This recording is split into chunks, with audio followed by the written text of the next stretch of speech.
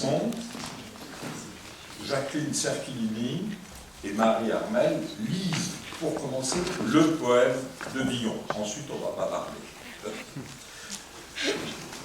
Frères humains qui après nous vivez, n'ayez les cœurs contre nous endurcis, car si pitié de nous pauvres avez, Dieu en aura plutôt de vous merci.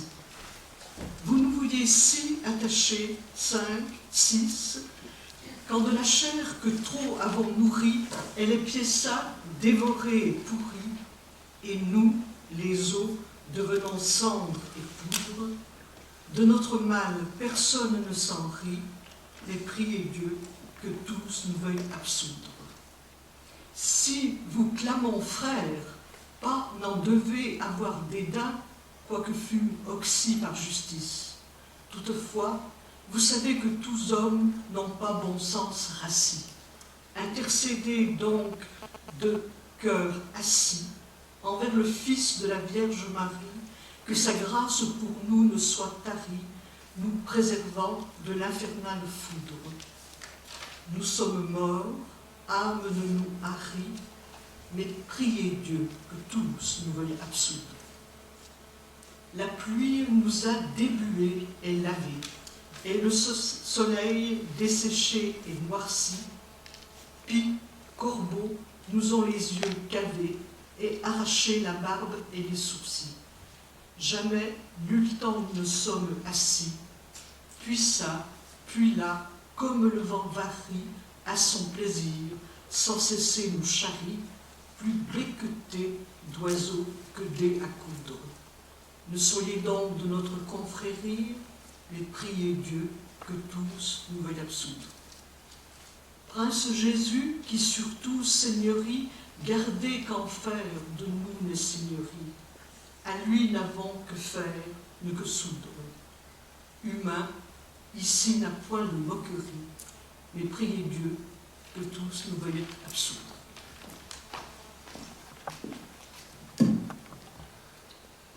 Frères humains qui après nous vivez, n'ayez pas contre nous le cœur endurci, car si vous avez pitié de nous, pauvres, Dieu vous accordera plus rapidement sa grâce. Vous nous voyez attachés ici, 5, 6. La chair que nous avons trop nourrie, elle est depuis longtemps dévorée et pourrie, et nous, les os, devenons cendres et poussière. De notre malheur que personne ne rit, mais priez Dieu qu'il veuille tous nous absoudre. Si nous vous appelons frères, ne vous indignez pas, bien que nous ayons été exécutés par la justice. Vous savez bien que tous les hommes n'ont pas l'esprit bien ferme. Intercédez donc d'un cœur égal auprès du Fils de la Vierge Marie, pour que sa grâce ne se tarisse pas et nous préserve de la foudre infernale. Nous sommes morts, que nul ne nous tourmente, mais priez Dieu qu'il veuille tous nous absoudre. La pluie nous a lessivés, lavés, et le soleil desséchés et noircis. Les pies, les corbeaux ont creusé nos yeux et arraché la barbe et les sourcils. Jamais nous ne sommes assis, de ci, de là, comme le vent varie. À son gré, sans cesse, il nous balance, plus becquetés par les oiseaux que dés à coudre. N'entrez donc pas dans notre confrérie, mais priez Dieu qu'il veuille tous nous absoudre. Prince Jésus qui règne sur les hommes, empêche qu'enfer ne soit notre Seigneur, que nous n'ayons rien à faire avec lui. Homme, le temps n'est pas à la plaisanterie, mais priez Dieu qu'il veuille tous nous absoudre. D'accord. Bon, je place un tout petit mot pour annoncer ce qu'on sait déjà, c'est à la fois, j'allais dire le premier, en fait, le troisième entretien de la rue Poésie depuis le début de cette année 2014-2015. Je ne vais pas parler de Villon, on va en parler, et tous ensuite nous en parlerons, derrière Jacqueline, derrière Marie, mais je salue Madame Taubira, garde des Sceaux, qui nous fait l'honneur d'être parmi nous, donc je ne le dis pas puisqu'elle me fait ça. Et il me vient ceci, peut-être d'un peu étrange, mais voilà, c'est la journée ou les jours de la francophonie. Alors, s'il y a francophonie, c'est parce qu'il y a langue française. S'il y a langue française, c'est parce qu'il y a littérature française, grandes œuvres françaises. Celle-ci, d'une certaine manière, au fond, au début du XVe siècle, commence à tel point que même aujourd'hui, la plupart des étudiants peuvent entendre Villon. Il n'y a pas forcément deux versions de Villon. Hein. Et donc, c'est notre père à tous. Nous sommes les héritiers du Grand Testament. Et donc, cette coïncidence me plaît particulièrement pour cette journée.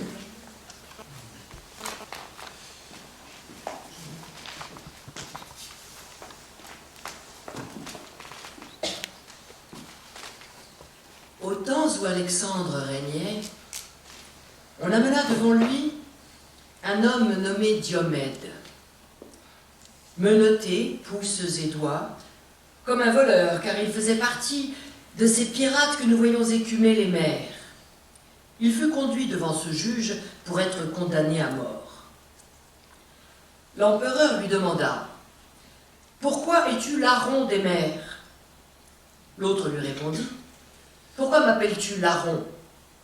Parce qu'on me voit écumer la mer dans un petit rafiot? Si comme toi j'avais pu lever une flotte, comme toi je serais empereur. Mais que veux-tu de mon destin auquel je ne peux m'opposer, qui, si traîtreusement me traite, me vient tout ce comportement? Excusez-moi autant qu'il est possible, et sachez qu'en grande pauvreté, ce proverbe à court, ne repose pas grande loyauté. Quand l'empereur eut considéré le discours de Diomède, il lui dit « Je changerai ta fortune de mauvaise en bonne. » Et il le fit. Depuis, il ne parla plus en mal de personne et fut un homme juste. Valère vous l'atteste qu'on nomma à Rome le Grand. Si Dieu m'eût donné de rencontrer un autre Alexandre plein de pitié, qui m'eût fait entrer en bonne disposition, et si alors on m'avait vu accepter de faire le mal, je me serais condamné moi-même à être brûlé et mis en cendres. Nécessité fait mal agir, et faim sortir le loup du bois. Je regrette le temps de ma jeunesse, où plus qu'un autre je me suis amusé jusqu'à l'entrée de la vieillesse. Il m'a caché son départ, il ne s'en est allé ni à pied ni à cheval. Hélas, comment donc alors? Il s'est envolé tout soudain et ne m'a rien laissé.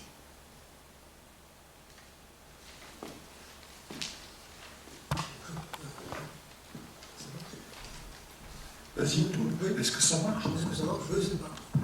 Oui. Bonjour, je vous dis bonjour, et vous aurez sans doute, vous avez déjà constaté que certaines des lectures qui sont faites ce soir sont en français moderne, certaines autres sont en ancien français et en français moderne. C'est tout de suite, faire cette remarque, c'est tout de suite entrer dans l'édition nouvelle de Villon qui vient de paraître dans la Pléiade. Cette édition, c'est celle de Jacqueline Sacligny-Toulet, qui est ici, et que nous sommes vraiment ravis d'avoir ici. Et donc, un des traits de cette édition, nous y reviendrons, nous en discuterons, un des traits de cette édition, parmi d'autres, c'est de proposer le texte en ancien français, bien sûr, mais aussi avec une traduction, pour chaque poème, une traduction de Jacqueline. Cette question de la traduction, nous allons l'aborder. Pour l'instant, je voudrais simplement caractériser certains aspects, mais vraiment très, très massifs, de l'édition de la Pléiade. Des premières choses que je retiens, c'est simplement le travail de préface, l'écriture de la préface de Jacqueline. Et c'est une magnifique préface qui introduit merveilleusement à Villon, et qui n'est pas du tout faite pour des spécialistes. Et j'ai envie de vous lire 2 extraits de cette belle préface, parce que ça nous touche. Donc je prends vraiment au milieu de la préface. J'aurais dû dire tout de suite, avant de commencer ça, que nous avons aussi avec nous ce soir Nathalie Coble. Nous y viendrons dans une deuxième partie, mais en fait elle va intervenir plus tôt, on a changé un peu nos plans. Donc Nathalie Coble est avec nous aussi, et j'en suis absolument ravi. Elle va être... elle va contribuer à cette réflexion sur la traduction en particulier. Nathalie Coble nous a donné, je ne sais pas si je trouve mon numéro, non, je l'ai donné à quelqu'un, ah oui, je viens de lui donner. Elle a contribué, ça c'est la revue Poésie, merci, c'est notre numéro, c'est notre revue Poésie, c'est notre dernier numéro, et dans le dernier numéro de la revue Poésie, Nathalie Coble a fait un choix, une sorte d'anthologie absolument merveilleuse de Valentine. Valentine, les Valentines, c'est le poème d'amour, c'est une tradition séculaire, et c'est une tradition franco-anglaise. Donc là aussi la question de la traduction est impliquée, et Nathalie, dans ce numéro, donne le texte original et des traductions. Voilà pour la cohérence un peu de ce que nous faisons ce soir. J'en reviens à la préface de Jacqueline, et je lis ceci. Parlant de Villon, Jacqueline écrit « Son monde, c'est Paris. Telle est son origine au sens locatif, mais aussi génétique. Il se dit enfant de Paris dans le testament, né de Paris. Vous vous souvenez de ce quatrain, dans le quatrain d'autodéfinition, je suis François. Je suis François dont il me poise, c'est ça? Et de l'accord d'une toile, saura mon col comme mon coupoise, c'est ça? Oui.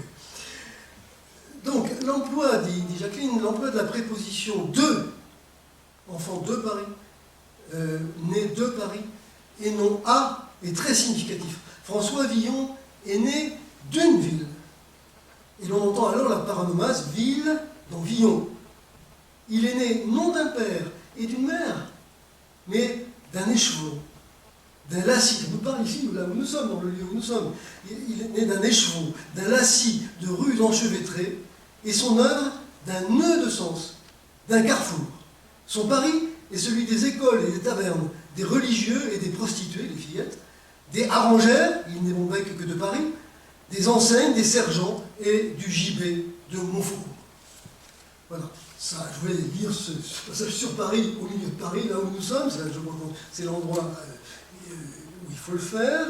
Et puis un autre passage, et je m'arrêterai là, c'est un très très beau passage qui donne le ton aussi de la préface, le style de la préface de Jacqueline.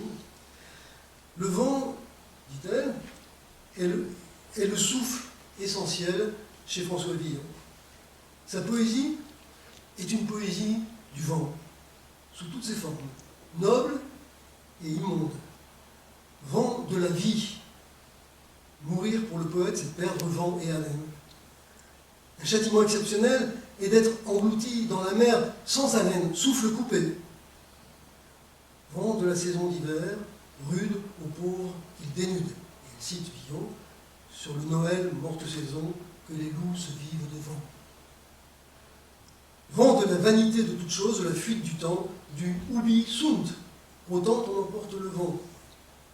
Vent matériel et obscène de la grosse Margot, vent du soufflet qu'inflige cette poésie satirique à tous et à chacun, mais aussi vent du soupir qui sauve, qui rachète, celui de l'humble cœur qui tendrement soupire.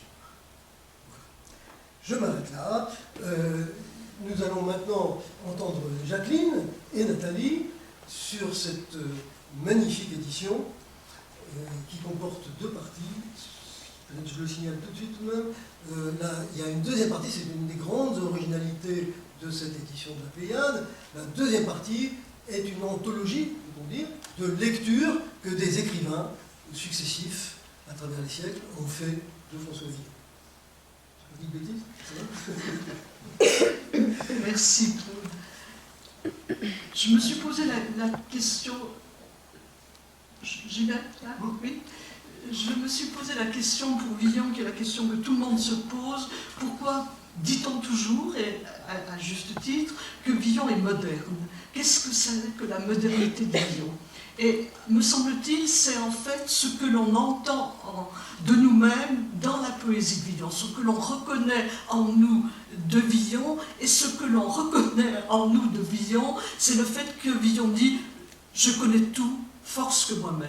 Je connais tout sauf moi, où je vis dans un pays incertain.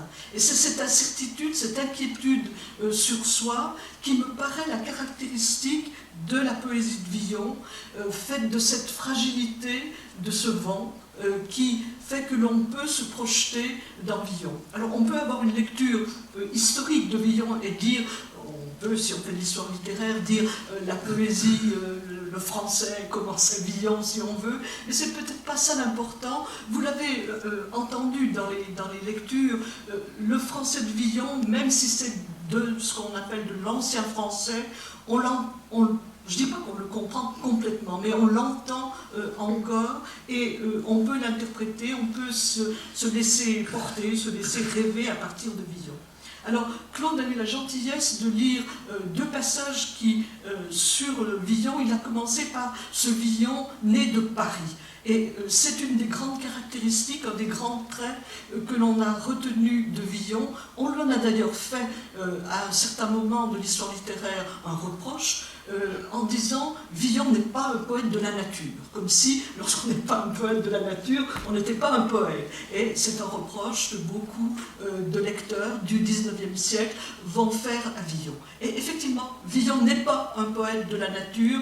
La nature, quand elle intervient chez Villon, c'est le petit brin de persil au moment de son épitaphe, c'est le bénitier le rameau avec lequel on va bénir le cercueil, sont des objets menus et qui relèvent en fait d'une vie qui n'est pas profondément liée à la nature. La nature chez Villon, elle intervient par le temps. C'est tout à fait extraordinaire de voir que ce qui fait nature chez Villon, c'est la neige.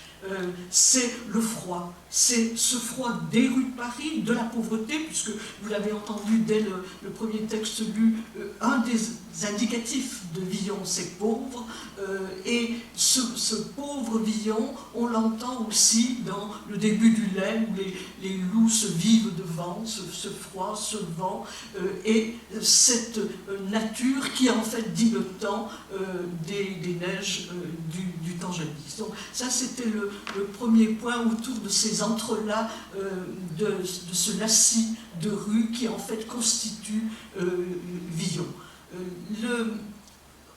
Une des traits de ce volume de la Pléiade, c'est d'avoir mis des illustrations, en essayant de rassembler des illustrations des premières éditions de Villon, et puis les grands moments où on a illustré Villon, qui est essentiellement la fin du XIXe et le début du XXe siècle. Et on a mis une illustration de Dubout. Je n'étais pas tout à fait convaincue par ça, mais il se trouve que dans le graphisme, ça rend le fourmillement de Paris, ça rend le fourmillement de ces masses humaines, et finalement, c'est une des lectures possibles de ce Villon et de ses frères humains.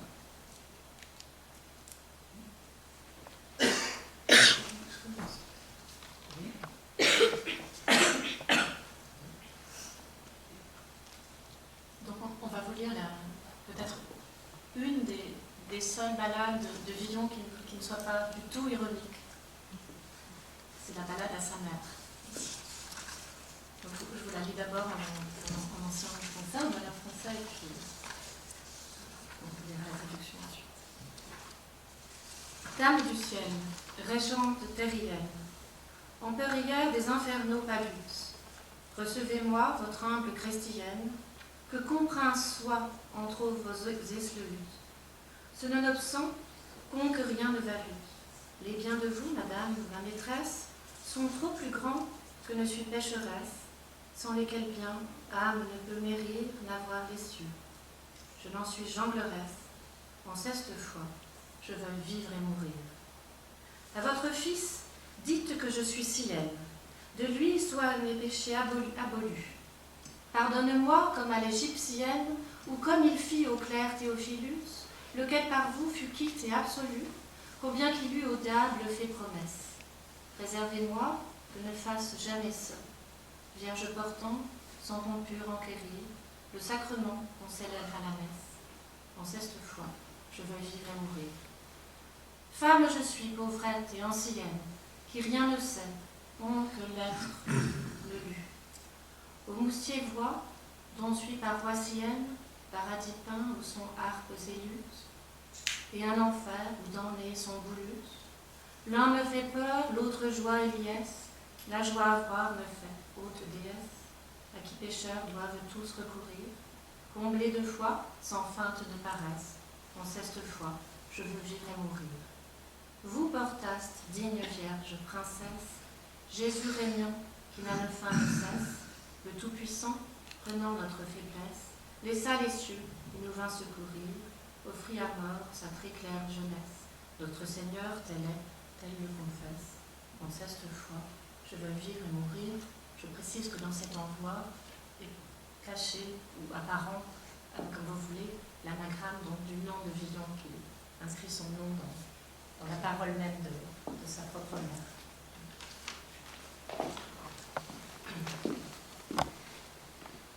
Dame du ciel, régente de la terre, impératrice des marécages d'enfer, accueillez-moi, votre humble chrétienne, au nombre de vos élus, bien que je n'ai jamais rien valu. Les biens qui viennent de vous, madame, ma maîtresse, sont bien plus grands que mes péchés. Sans vos bienfaits, nul ne peut mériter le ciel. Je ne mens pas là-dessus. Dans cette foi, je veux vivre et mourir.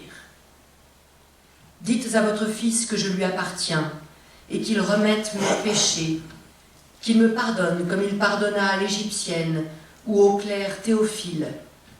Par vous, il fut libéré de sa promesse et absous, bien qu'il eût fait un pacte avec le diable. Gardez-moi d'agir jamais ainsi, Vierge qui portez, sans perdre votre virginité, le sacrement qu'on célèbre à la messe. Dans cette foi, je veux vivre et mourir. Femme je suis, pauvrette et âgée, qui ne sait rien. Jamais je ne sus lire. À l'église dont je suis paroissienne, je vois peint un paradis où sont harpes et luttes, et un enfer où les damnés sont bouillis. L'un me fait peur, l'autre, joie et allégresse. Donnez-moi la joie, haute déesse, à qui doivent s'adresser tous les pécheurs, pleins de foi, sans hésitation ni paresse. Dans cette foi, je veux vivre et mourir. Vous avez porté, Vierge, digne princesse, Jésus, dont le règne est éternel. Le Tout-Puissant, endossant notre faiblesse, laissa les cieux et vint nous secourir. Il offrit à la mort son éclatante jeunesse. Il est notre Seigneur, tel je le proclame. Dans cette foi, je veux vivre et mourir.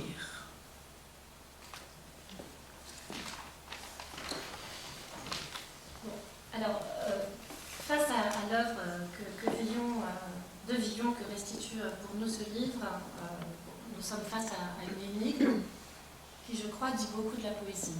C'est ce que j'ai envie de vous dire d'abord. Nous sommes confrontés à une œuvre ici de toute petite taille, pour quantité de raisons très difficiles à déchiffrer, et qui n'en finit pourtant pas de provoquer l'enquête, la réécriture, la réappropriation, la lecture. C'est une œuvre qu'on pourrait dire maigre comme chimère, pour reprendre à l'autoportrait qu'esquisse Villon de lui-même une image qui a retenu commentateur et dessinateur. C'est-à-dire à la fois une, par l'affirmation répétée d'une signature, on l'a entendu tout à l'heure, qui fait résonner un nom au fil des poèmes, par la force de la fiction testamentaire aussi, qui rassemble bien sûr le fragmentaire dans une vie poétique. Une est disséminée dans les manuscrits, reprisée, échafaudée sur du vent, parce que, contrairement à d'autres poètes contemporains, Villon n'a pas rassemblé son œuvre dans un manuscrit autographe, et et cette absence en dit, je crois, long. Cette chimère, elle a eu une force d'attraction, un champ magnétique considérable, dont rend compte le livre, ici, en envisageant l'œuvre de Villon depuis sa postérité. Alors, en fait, Claude l'a dit, c'est ce qui fait la force et le caractère tout à fait original de ce nouveau volume.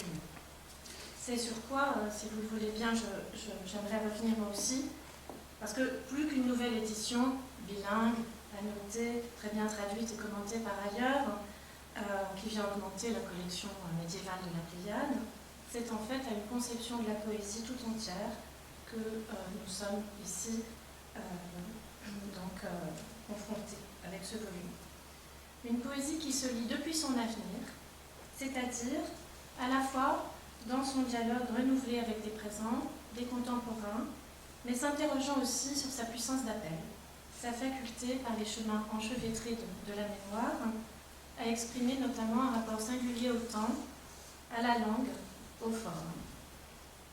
Alors je n'ai pas du tout le temps évidemment de parcourir tout cela, mais ce qu'on va voir en tout cas, c'est que pour nous peut-être Villon est la figure exemplaire de cette question-là, de la poésie de et pour demain. Alors, pendant quelques minutes, je voudrais revenir avec vous sur cette expérience de lecture assez singulière, en fait, qui a fait de Villon une figure à laquelle se sont identifiées quantité de poètes en France, mais aussi de façon plus rhizomatique, reprendre une image de la préface à l'étranger, jusqu'à aujourd'hui, dans l'Europe d'après-guerre, autant qu'en Amérique. Alors, pour vous donner envie de lire, de relire Villon, j'aimerais insister sur quelques points avec Jacqueline, parmi bien d'autres. D'abord sur le portrait donc chimérique de Villon qui se dessine à travers ses échos renouvelés de son œuvre chez les écrivains de la modernité et du contemporain qui se placent comme Blaise Cendrars sous le signe de Villon. Ce qui sert de fil rouge à ces filiations imaginaires, c'est bien sûr, vous savez, la figure du poète en mauvais garçon. Une question en fait qui traverse toutes les lectures de Villon depuis le XVe siècle, qui est en fait moins, je pense, une question morale, bien qu'elle l'ait été, qu'institutionnelle, et qui est, je crois, fondamentale pour la poésie.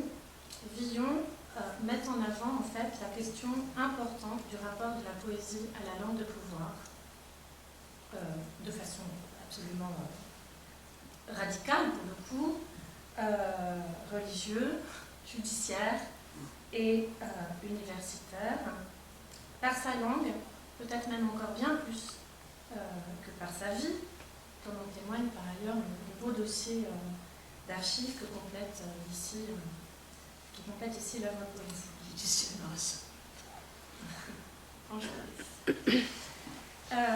Donc, Villon s'inscrit donc comme une figure d'autorité paradoxale, finalement, subversive par son usage de la parole, à la fois en rapport d'intimité avec les langues instituées, et là, les langues communes, qu'il reprend et détourne, tout en étant fugitif par rapport à toutes.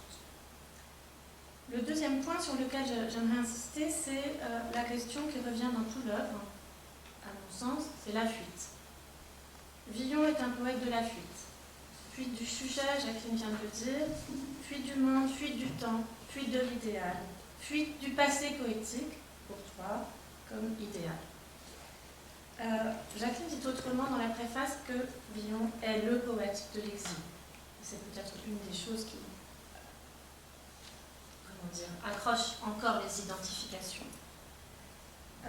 C'est cette réflexion qui, bien sûr, nourrit le désir de lire, de rattraper Villon, d'en faire une figure prophétique, voire de le ressusciter.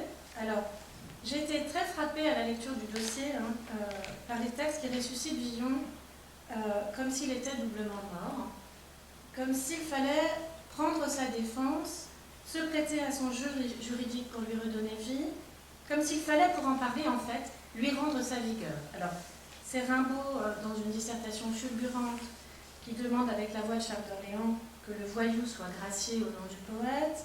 C'est Huysmans qui croit le voir errer dans les rues de Paris en hiver. Une balade de Bonville qui demande au refrain que ressuscite François Villon, ou encore Pierre Michon, dans un texte absolument saisissant, qui dit le réciter devant le corps de sa mère morte pour, dit-il, rassurer le cadavre. Alors, j'aurais justement aimé qu'on discute un peu de cette question de la vie. Oui, avec plaisir. On dit toujours que Villon est on dit souvent, n'exagérons rien, que Villon est un poète de la mort. Et c'est vrai et faux. Il faut dire que Villon est un poète de la vie et de la mort. Ce qui importe à Villon, il aime vivre. Il souhaite, il prend plaisir à la vie, mais bien sûr la mort le guette, et la mort le rattrape, et le genre qu'il adopte, le genre du testament, met en avant la question de la mort. Mais si on compare la poésie de Villon avec celle de ses contemporains, qui sont pour le coup des poètes de la mort, je cite un nom que vous ne connaissez peut-être pas, mais peu importe, Pierre de Nesson, qui va parler du dégoût de la chair, des vers qui grouillent dans le cadavre, etc., comme on peut le voir dans les sculptures au Louvre des gisants du XVe siècle. Ça, c'est pas Villon. Villon, s'il parle de la mort, il parle de la vie et de la mort qu'il faudrait éviter. Et vous l'avez entendu dans le poème que disait Marie tout à l'heure, les pendus sont vivants d'un certain point de vue, puisqu'ils bougent au vent, comme le vent varie, ils vont de ci, de là. Donc, ce qu'il faut bien se mettre dans la tête, c'est que la poésie de Villon est beaucoup moins macabre pour lui que pour nous. Nous, on a une vision où on le fixe au cimetière des innocents, à la danse macabre, etc. Il y a cet aspect, bien sûr, cette convocation des classes de la société qui sont toutes égales devant la mort, ça c'est vraiment du Villon, mais ce qu'il faudrait éviter, ce que nous souhaitons tous éviter, c'est la mort. Et Villon, il y a dans la poésie de Villon, et je crois que c'est un des aspects pour lesquels ce poète nous plaît, c'est un hymne à la vie, c'est un hymne au... Et quand il parle, par exemple, des vieilles femmes, il parle... Alors, les vieilles femmes, c'est assez horrible, il décrit la déchéance physique, les rides, la peau grivelée comme saucisse, c'est-à-dire tachetée de ces taches de vieillesse que certains d'entre nous connaissent. Mais il y a aussi, chez Villon, la poésie de la jeune femme, à la peau si tendre, à la peau si douce, et qu'il évoque dans le même mouvement. Donc, il y a cette dualité d'un Villon, poète de la vie et de la mort, et dans la balade à sa mère, il reprend en refrain quelque chose qui est une formule. En cette foi, je veux vivre et mourir. C'est une formule que l'on trouve dans les textes religieux, mais je crois qu'il faut l'entendre avec la force de tout le dynamisme de la mort et de la vie chez Villon. En cette foi, je veux vivre et mourir. Alors, cette place singulière qu'occupe la voix, on pourrait dire, revenante de Villon, engage, ou plutôt a engagé, une réflexion sur le sujet poétique et la difficile question du lyrisme. Là, Villon est au cœur du problème, pour quantité de raisons. Il me semble qu'on pourrait souligner deux mouvements en symétrie inverse l'un de l'autre. Villon, même sous la plume d'un Valéry, qui aborde la biographie, est considéré comme le père du sujet poétique moderne, sujet précaire, donc on l'a dit, bien sûr, en fuite, précisément, et constamment distant à lui-même. Ce mouvement perpétuel vers une intériorité dérobée, il est alors relancé par un double mouvement de relance, de saisie et de fuite dans le monde des choses et des mots, du quotidien, aussi instable et fugitif que le sujet lui-même. C'est aussi cela auquel le lecteur à cela que les lecteurs et les poètes ont été sensibles. D'une part, le poème accueille le monde dans sa diversité et son désenchantement. D'autre part, la voix poétique, donc, se démultiplie. Ça n'est pas une poésie du moi, c'est une poésie de tous les sujets. Et le poète se fait personnage constamment travesti, incorporant la voix des autres, tous les autres, et bien sûr, surtout ceux que l'histoire laisse sans nom. Donc, la mère, vous l'avez entendu tout à l'heure, la prostituée, le cadavre, les taverniers, etc. Alors, aussi Mandelstam, dans un texte magnifique qui consacre donc une étude à Villon, analyse cette capacité de Villon à prendre la voix de l'autre avec une formule assez saisissante sur laquelle on aurait pu revenir, celle d'hermaphrodisme lyrique. Oui, j'aimerais bien revenir sur cet hermaphrodisme lyrique et sur ce texte magnifique de Mandelstam qui ne figure pas dans le volume de la Pléiade parce que ça aurait ouvert un chapitre de tous les lecteurs étrangers de Villon et ça aurait été un autre volume, mais j'ai essayé d'utiliser au maximum ce texte de Mandelstam dans ma préface. Alors, hermaphrodisme lyrique. Villon se projette dans des personnages aussi bien masculins que féminins et il donne sa voix à la belle Aumière, donc à cette figure de la vieille prostituée, mais aussi, donc à une voix de femme, à sa mère, comme on l'a entendu, mais aussi à son scribe, à ce Firmin, au nom tout à fait significatif. Ce Firmin, c'est le fait en ancien français sur le mot ferme, mais qui est qualifié par Villon de Firmin l'étourdi. Donc le ferme étourdi, donc une sorte de contradiction, dans les termes. Et Villon, le sujet de Villon, c'est cette constitution de choses contraires, de personnages contraires, de figures contraires, et le fait qu'il se qualifie de chimère, par moi plus maigre que chimère, la chimère c'est précisément un monstre, quelqu'un qui a un buste de femme et une queue de sirène, donc qui est dans cette figure du double.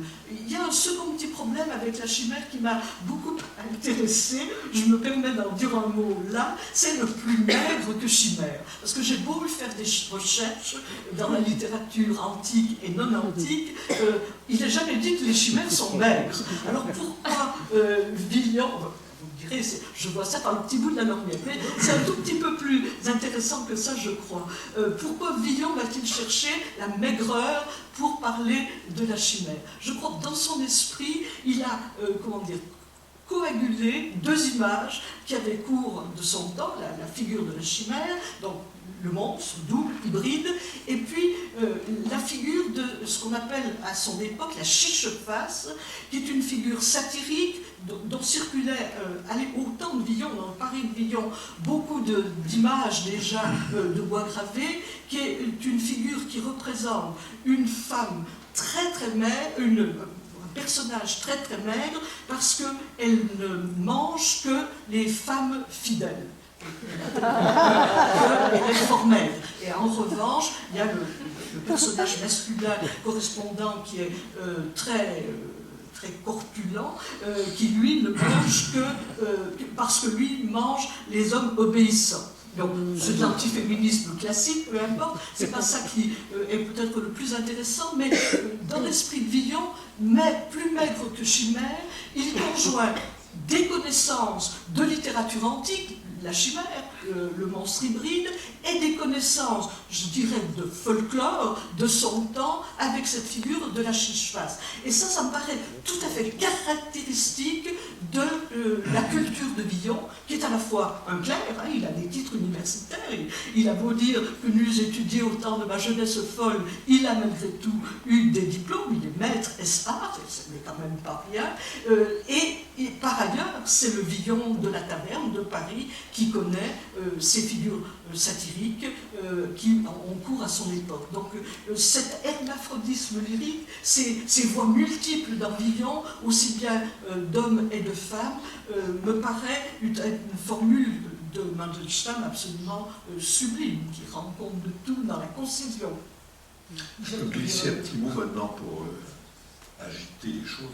Donc, qui vient de ce que je viens d'entendre. Première question que je pose, voilà, à cause du bilinguisme supposé de la chose, c'est une remarque un peu étrange que je pose à Jacqueline. Je vois à la ligne 2 de la ballade que Villon fait, etc., cette admirable manière, vers numéro 2, amplerière des infernaux palus. Bon. Alors tout à coup, je me suis dit, écoutant Impératrice des marécages d'enfer, est-ce que c'est un peu brutal, est-ce que c'est la peine Donc ça devient quand est-ce la peine de transformer en perrière des infernaux palus, que tout le monde comprend, parce que quand même le paludisme on est au courant, de transformer en impératrice des marécages d'enfer. C'est une question que je pose. C'est après tout, on peut regarder les infernaux palus, même un élève du 6e pourrait répondre ça. C'est plus beau, je dis ça, ça me paraît. Deuxième remarque, c'est plus difficile, je ne sais pas si je vais arriver à dire quelque chose d'intelligible, à cause peut-être de votre, le premier point de votre préface, ce que vous venez de dire sur le sujet. Un des paradoxes de Villon est qu'il n'est pas un anonyme, comme nombre de poètes du Moyen-Âge, mais que l'on a dans ce cas pléthore de noms, noms multiples figurant dans les documents d'archives. Alors, au fond, est-ce que j'ai envie de résumer ça dans une formule? Il est son unique hétéronyme. C'est-à-dire qu'au fond, qu'est-ce que c'est que la grande œuvre d'un poète? C'est d'inventer un poète qui n'est pas lui. C'est-à-dire, François Villon, c'est pour ça que d'une certaine manière, même quand on lit avec beaucoup d'intérêt toutes les vies, au fond, que ça soit un Cormier, machin, truc, ce qui compte, c'est que au fond, tous ces homonymes de naissance, ce qui compte, c'est qu'il a inventé un poète qui n'existe pas, si on veut. C'est François Villon qui devient le poète. Autrement dit, donc je me résume dans cette formule, il est l'hétéronyme unique, parce qu'il faut penser à Pessoa, à tous ces noms, mais au fond, c'est une espèce d'opération, je ne sais pas, je vais trop vite, mais une opération inverse de celle de Pessoa. Je me rappelle tout à coup que Wordsworth, Coleridge, à un certain moment, dans leur jeunesse, ont fait un poème ensemble, sans auteur. Ils n'ont pas dit qu'ils étaient. Donc c'était l'entrée d'un poète inconnu, si on veut. Et au fond, d'une certaine manière, le jaillissement de cet hétéronyme pour toujours, il a réussi son affaire. C'est Villon, ça n'est plus Dupont, machin. Alors, Michel, je réponds deux questions. Je commence par la seconde qui est magnifique. Et effectivement, Villon naît de ses œuvres. L'œuvre est courte, mais elle engendre Villon. Et alors, son nom de naissance, on ne sait pas trop. On le sait par les documents d'archives. Et là, il y a des hésitations. François de Montcorbier, François de Monterbier. Mais ce qui est très intéressant, les documents d'archives, donc qui a édité et traduit Laetitia Tabar qui est là dans la salle, c'est que les textes juridiques l'appellent dit Villon. Et c'est ça, il est dit Villon, et c'est son œuvre qu'il appelle Villon. Et Villon est conscient de cela puisqu'il va jouer avec sa signature. Il signe beaucoup, c'est pour ça que je dis on a trop de noms. Il signe beaucoup, il signe en acrostiche comme le montrait Nathalie, il signe avec des anagrammes, il signe aussi de manière claire en faisant rimer son nom, et il travaille la rime en ion. Cette rime magnifique en ion qu'il fait rimer avec haillon, avec souillon, avec pouillon, enfin avec plein de mots intéressants, et surtout qu'il fait non rimé, puisqu'il y a des mots absents dans la poésie de Villon qui auraient été appelés par cette rime, et qu'on trouve par exemple chez son contemporain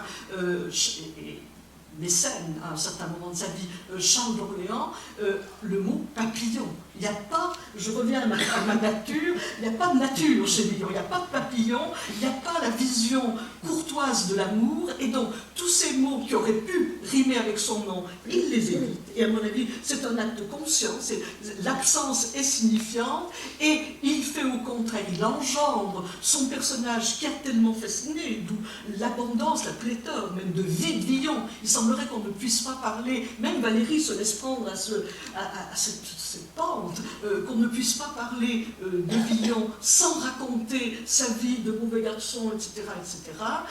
Et je crois que ça c'est le tour de génie de Villon. Ce qu'on dit de Villon, on le sait par l'œuvre. L'œuvre engendre le poète et engendre le nom du poète. Donc ça c'était ma réponse, enfin, un élément de réponse, mais l'inverse de Pessoa c'est magnifique, hein. Je garde ça pour des développements futurs. Le deuxième réponse, c'est une question difficile sur je dirais la légitimité de la traduction et sur le parti pris que j'ai pris. Pourquoi traduire Villon ? Et c'est vrai, pour beaucoup d'entre vous, d'entre nous, pour nous c'est encore plus vrai, mais on comprend comme ça Villon en le lisant. Et je dirais quelque chose qui va peut-être choquer, mais ça n'est même pas tellement grave si on fait des contresens. Ça veut dire que Villon nous parle malgré tout et qu'on peut après, éventuellement revoir les choses. Mais dans la mesure où je me suis fondée sur une réflexion de Raymond Queneau, parce qu'il y avait du Villon qui était paru dans un volume anthologique dans les années 50, fait donc une anthologie qui s'appelait dans la Pléiade Poètes et romanciers, où Paufillet avait donné, je dirais, brut de décoffrage, c'est-à-dire tel quel, les textes de Villon, donc sans traduction, sans notes, tels que, enfin les textes, le lait et le testament uniquement. C'est vrai que dans les années 50, et Queneau dit encore dans ces mêmes années, il faut traduire à partir de Villon. C'est plus vrai à l'heure actuelle. Je crois qu'à l'heure actuelle, on est obligé, en tout cas, de fournir au lecteur une aide, c'est-à-dire quelque chose qui le rassure. Non pas que le lecteur ne puisse pas comprendre antérieur, et c'est tellement beau, des Inferno pas lus, vous l'avez montré, pas lu, paludisme, bon. Mais même s'il n'en a pas besoin, il est sans doute rassuré d'avoir en page de gauche, c'est pour ça que j'ai voulu que Villon soit en belle page, c'est-à-dire en page de droite, les yeux tombent sur du Villon, mais en page de gauche, si tout d'un coup il y a une inquiétude, ou s'il veut une précision, pouvoir s'appuyer sur la traduction. C'est comme ça a eu des conséquences pour ma traduction. Ma traduction, je l'ai voulu la plus précise possible.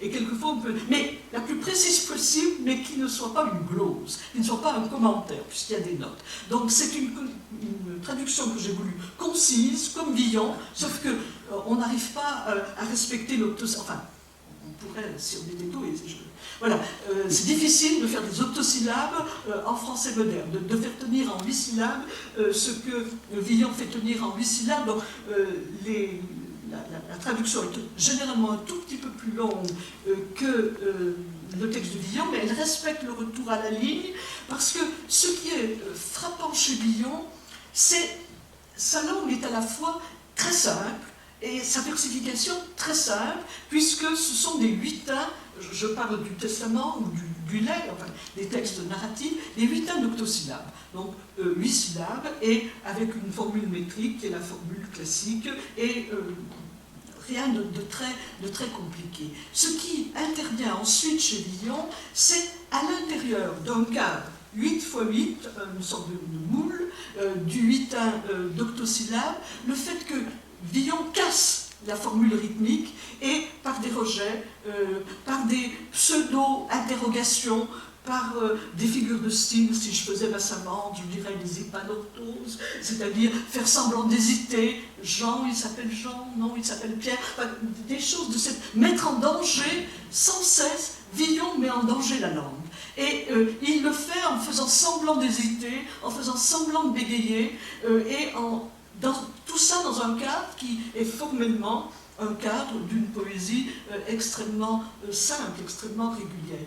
À mon avis, c'est la force de Villon. La simplicité, et puis tout d'un coup, la complexité, la brisure, parce que ce sont des textes qui visent sur cette idée de briser, de brisure. Et Villon a deux gestes contraires.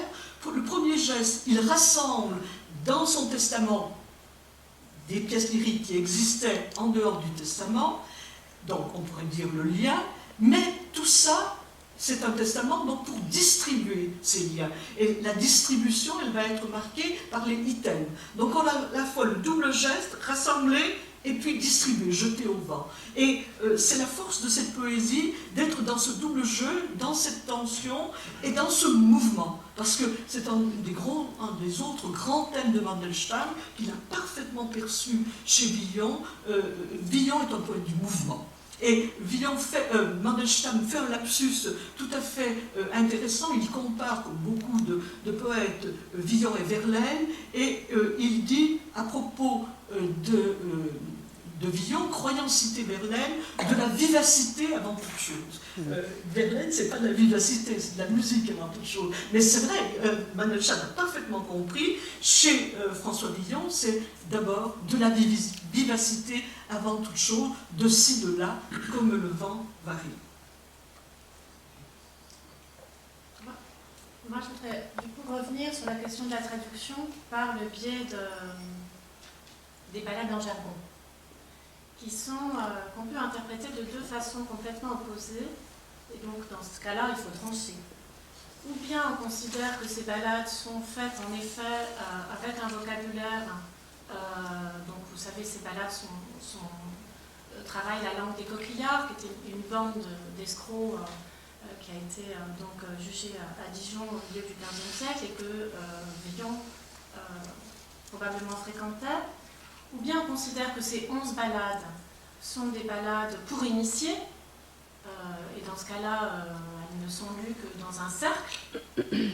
Ou bien on considère au contraire que l'usage de la langue de l'autre, du jargon, incompréhensible pour le commun des mortels, est une façon en fait d'expérimenter ce rapport à la poésie qui serait un rapport toujours étranger à la langue, y compris à la langue commune.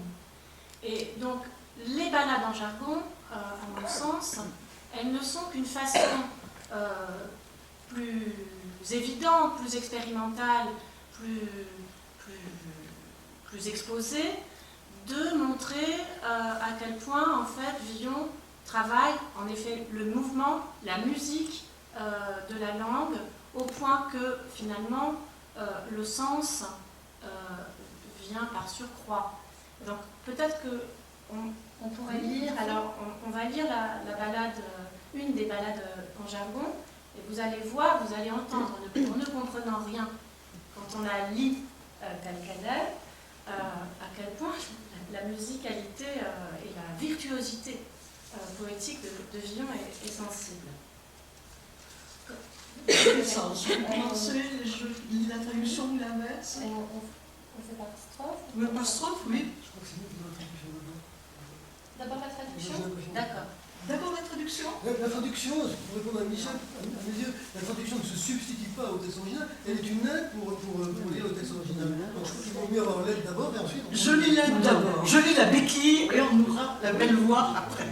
Trompeur, c'est la ballade 5 en jargon, celle qui se trouve dans le premier imprimé de Villon, dit imprimé Levet. Trompeur, trompant en tromperie, prenez bien garde où vous tromperez, qu'Ostac n'expédie votre cul au gibet où sont accrochés vos aînés. Jouez des jambes effilées, car il vous en pendrait bientôt au nez.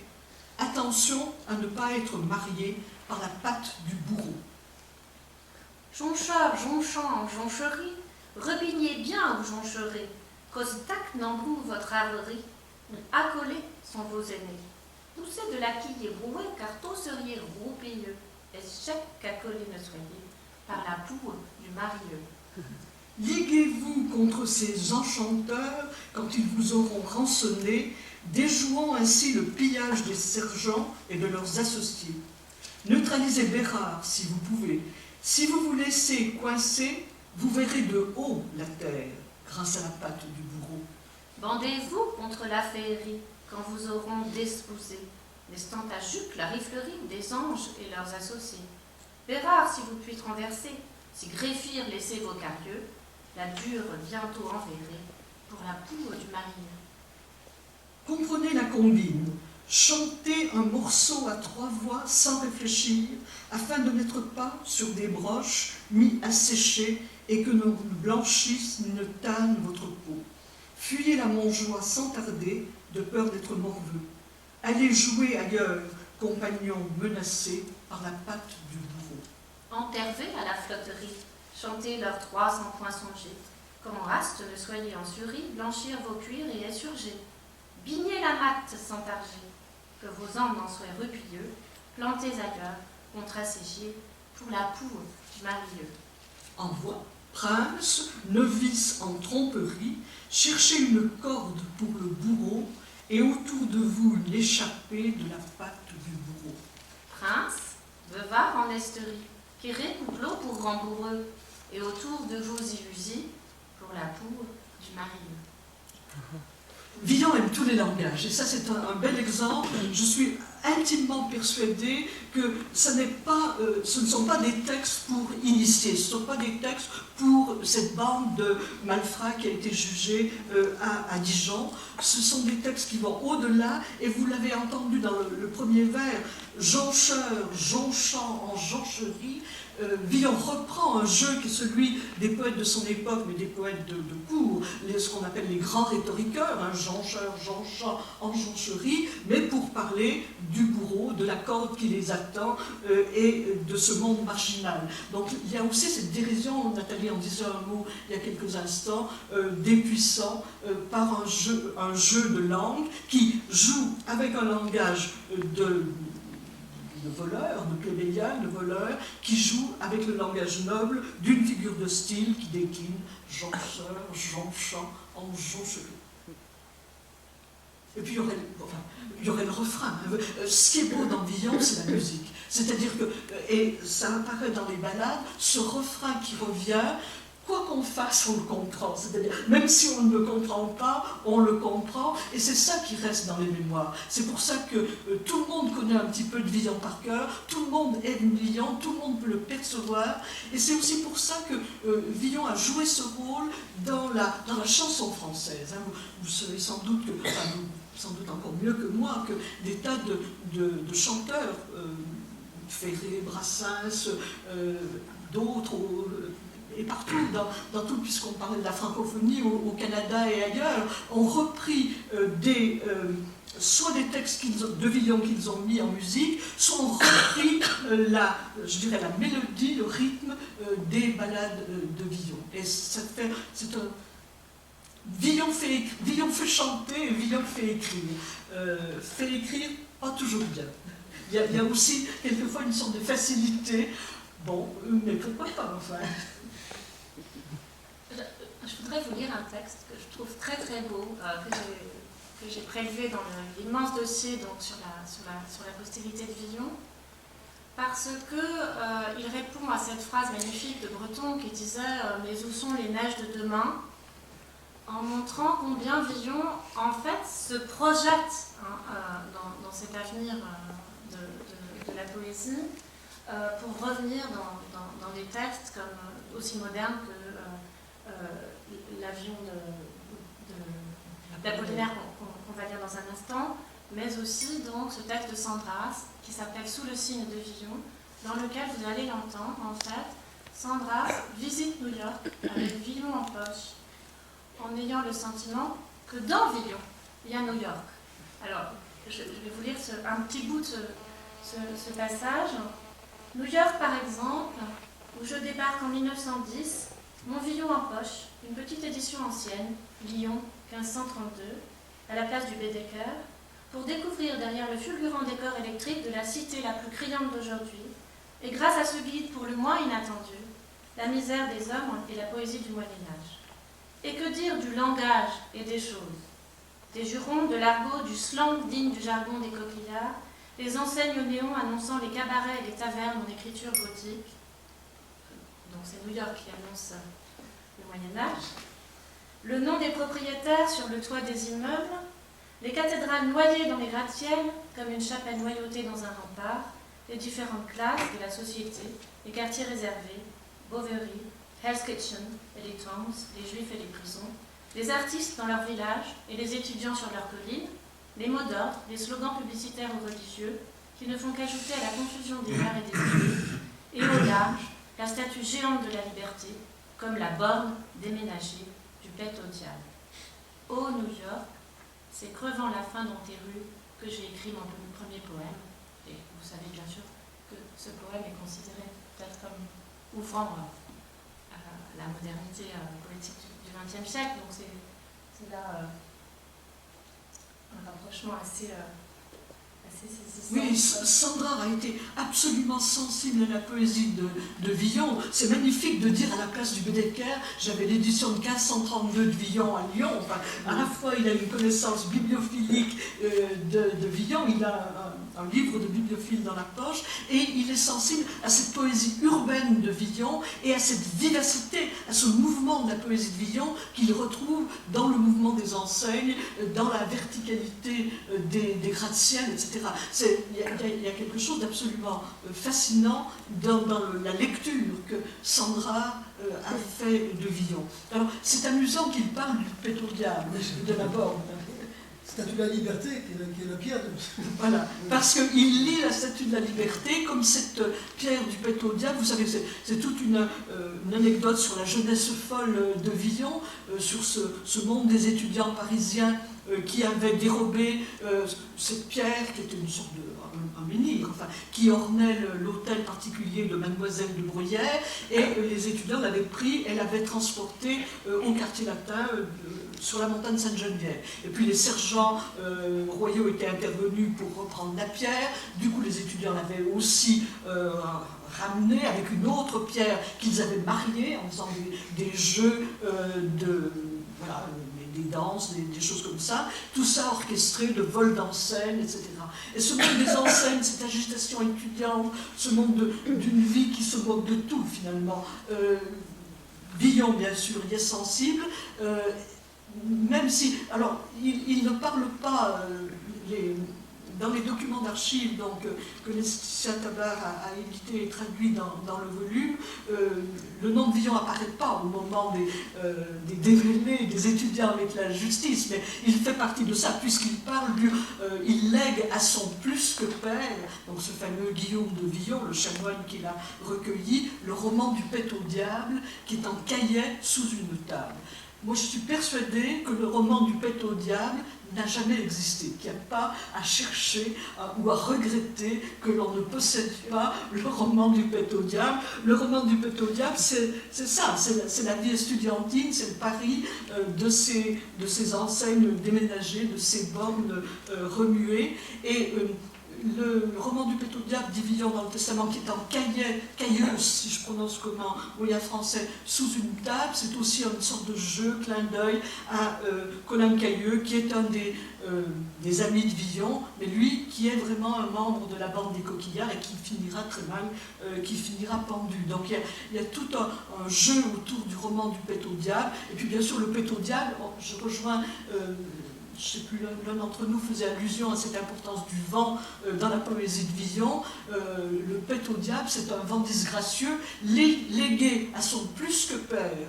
Le roman du pet au diable, c'est, à mon avis, très légèrement injurieux. Donc, quand moi, je pense qu'on a tort de présenter François Villon comme un bon fils et Guillaume de Villon comme un bon père. Je sais pas si...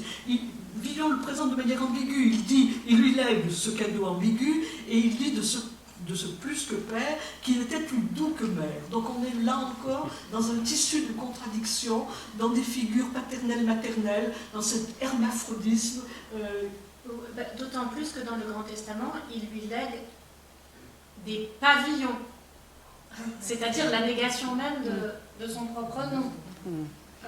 Sachant qu'en plus le pavillon est par définition ce qui prend le vent, ce qui prend le sens du vent.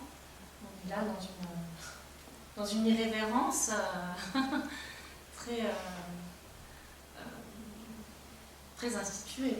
Oui, toutes les fondations sont minées, et la fondation du père plus que père, elle est minée comme les autres. C'est bien qu'on lise l'avion. Oui.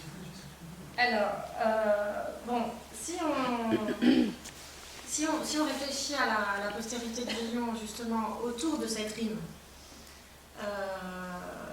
riche, hein, et palatale, qui transforme précisément la pauvreté du poète, enfin, la pauvreté du voyou en richesse poétique à la rime, cette rime, elle a donné donc lieu à quantité de rêveries poétiques qu'on peut lire dans le dossier qui nous est présenté là.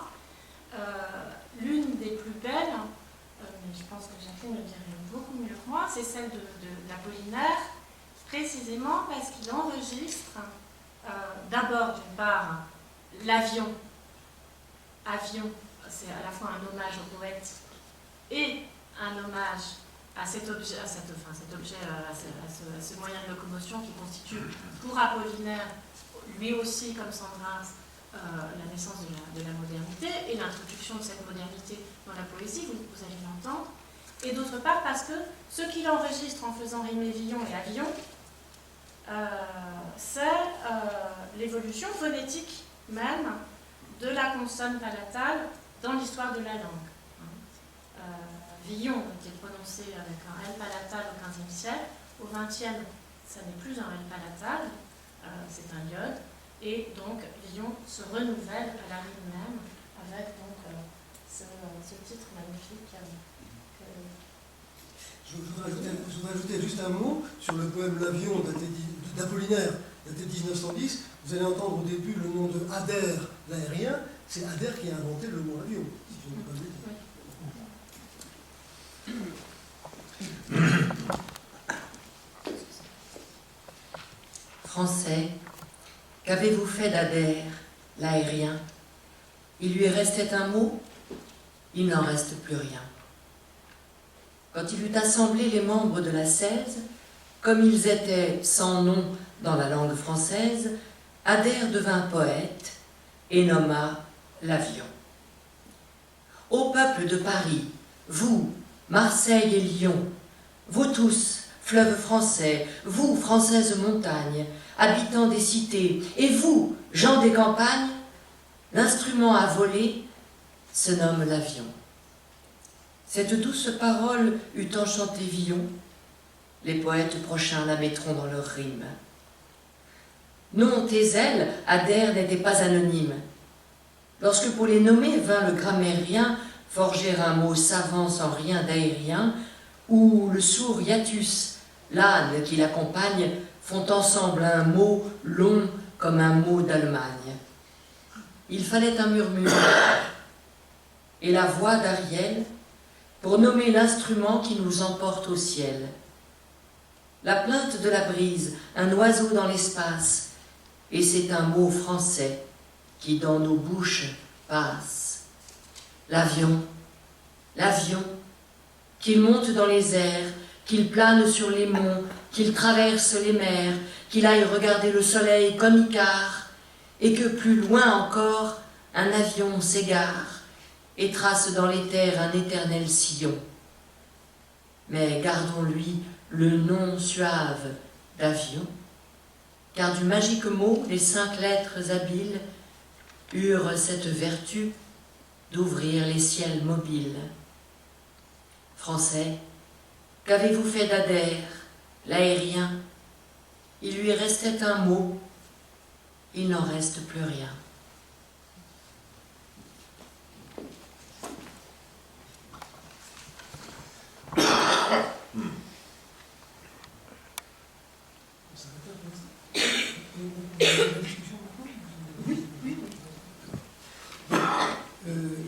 Mais alors, les balades,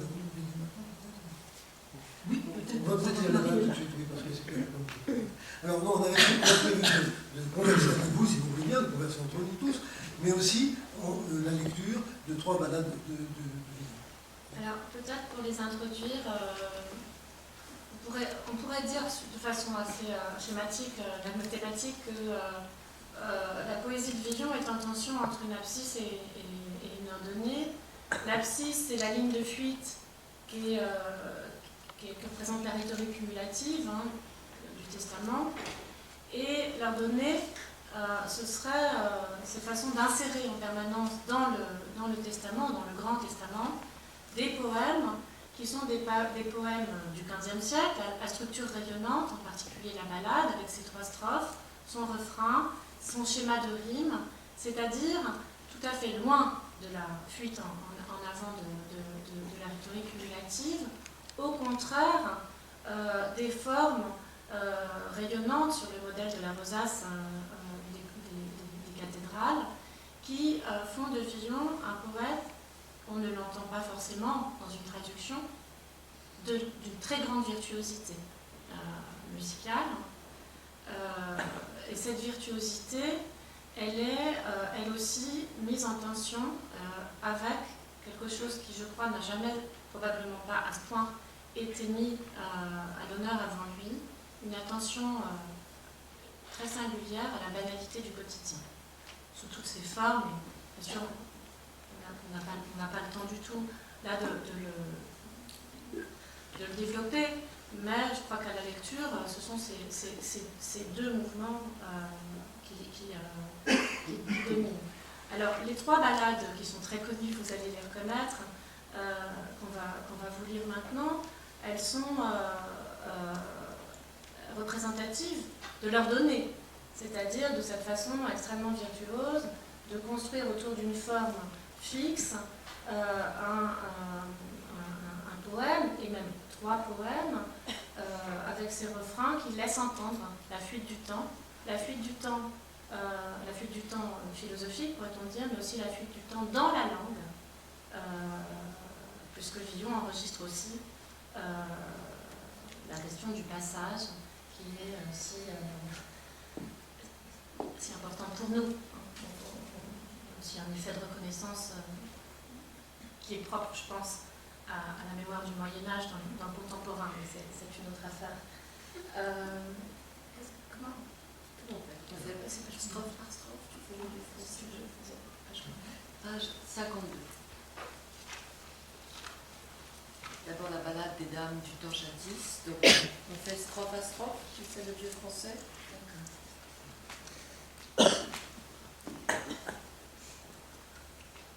Dites-moi où, dans quel pays, effleura la belle romaine, Archipiadès, Thaïs, qui fut sa cousine germaine, écho parlant qu'en bruit on mène, de sur rivière ou sur estan, qui beauté au trop plus qu'humaine.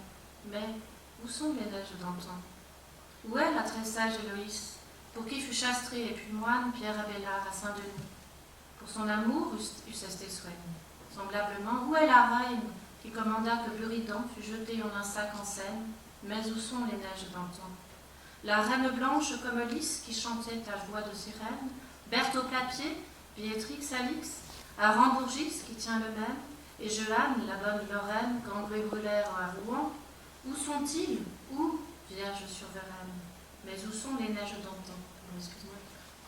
Prince, n'enquérez de ce même, où elles sont les deux instants, qu'à ce refrain de vous remène. Mais où sont les neiges d'antan? Dites-moi où, en quel pays, effleura la belle romaine, Alcibiade ou Thaïs, qui fut sa cousine germaine, écho parlant au bruit mené, sur rivière ou sur étang, à la beauté plus qu'humaine. Mais où sont les neiges d'antan? Où est la très sage Héloïse, pour qui fut châtré et se fit moine Pierre Abélard à Saint-Denis? Par amour pour elle, il subit cette épreuve.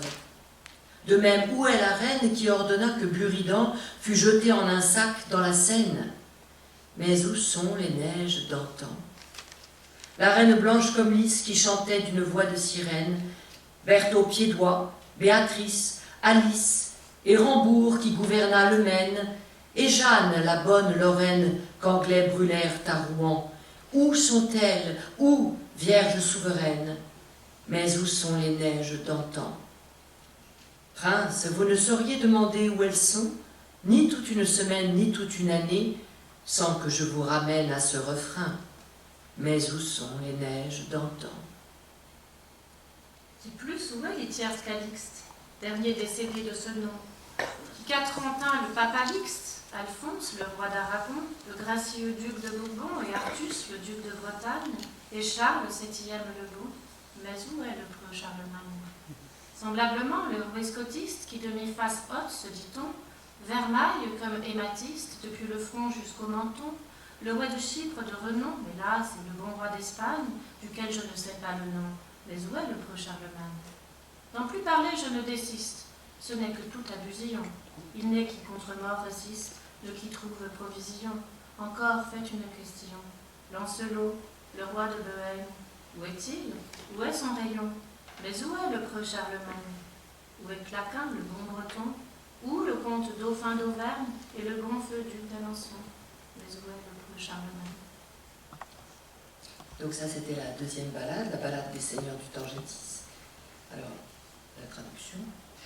Plus encore, où est Calixte III, dernier à mourir de ce nom, qui tint 4 ans la papauté, Alphonse, le roi d'Aragon, l'agréable duc de Bourbon, et Arthur, le duc de Bretagne, et Charles VII, le vaillant. Mais où est le preux Charlemagne? De même, où est le roi d'Écosse, qui avait à ce qu'on dit la moitié du visage vermeil comme une améthyste, du front jusqu'au menton. Le roi de Chypre, renommé, hélas, et le vaillant roi d'Espagne, dont je ne sais pas le nom, mais où est le preux Charlemagne? Je renonce à en parler davantage, tout n'est qu'illusion. Il n'est personne qui résiste à la mort ou qui obtienne un sursis. Je pose encore une question. Lancelot, le roi de Bohême, où est-il? Où est son aïeul? Mais où est le preux Charlemagne? Où est Duguesclin, le vaillant breton? Où le comte, dauphin d'Auvergne, et feu le vaillant duc d'Alençon? Mais où est le preux Charlemagne? Alors, dans la troisième ballade, Villon essaie d'imiter l'ancienne langue française. Donc, il fait une ballade en décalé sur le plan linguistique. Je vais essayer de vous le faire entendre. Carusue licens apostol, d'aube vétute, d'amico effet, qui ne sent fort saintes estoles, dont par le col prend les mots fixes, de mal talent tout échauffé, aussi bien meurt que fils servante de cette vie si brassée, autant en emporte l'ivance.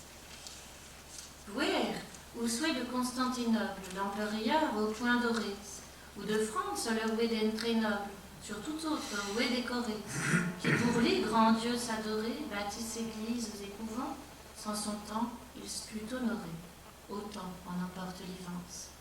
Ou souhait de Vienne, ou Grenoble, les Dauphins, le Preute, les Sénètes, ou de Dijon, Salins, Édole, les Cire, Fix, le plus esnés, ou autant de leurs gens prenez, et rôdes, trompettes, poursuivantes, où ont-ils bien goûté sous le nez? Autant en emporte l'ivance. Princes, à mort sont tous destinés, et tous autres qui sont vivants, s'ils en sont coursés, natinés, encore en autant en emporte l'ivance. Car qu'il soit pas, vêtu d'une aube, coiffé de lamique, armé d'une seule étole sainte dont il saisit le diable, tout échauffé de colère par le coup, il meurt tout aussi bien que son jeune serviteur, balayé de cette vie. Autant en emporte le vent. En vérité, que ce soit l'empereur de Constantinople au sceptre d'or, ou le très noble roi de France, distingué entre tous, qui pour le puissant Dieu qu'on adore fait bâtir église et couvent, si en son temps il fut honoré, autant en emporte le vent. Que ce soit le dauphin de Vienne ou de Grenoble, le vaillant, le sage ou le fils aîné, seigneur de Dijon, Salins et Dole, ou prenez tout aussi bien leurs gens, héros, trompettes, poursuivants d'armes, ne s'en sont-ils pas bien enfilés? Autant en emporte le vent. Princes, tous sont destinés à mourir, comme tous les autres qui sont encore en vie. S'ils en sont dépités et hérités, autant en emporte le vent.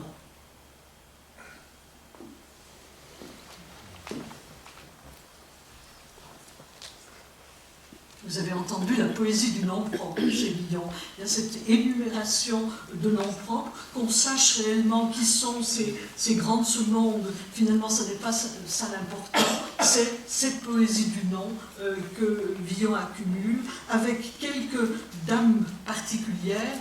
Il est intéressant de voir que Villon cite Johanne la Bonne Moraine, Jeanne d'Arc, donc, qui meurt l'année où naît Villon. Une sorte de clin d'œil du destin, et Villon rappelle ce souvenir, donc frais encore pour lui, de Jeanne d'Arc.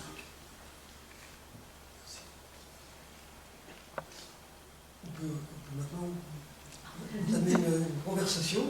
Claude, t'as pas quelque chose d'autre? Tu ne devais pas dire quelque chose d'autre? Non. J'ai envie de participer à la discussion. J'ai envie de dire quelque chose en cas d'une conversation. Et par exemple, je vais te dire quelque chose tout de suite, alors je me donne la parole. Donc, parmi les grandes richesses vraiment que vous nous avez données là, moi j'insiste, hein, il me semble que la traduction, Michel, la traduction là, c'est une aide pour la lecture en texte original, bien entendu.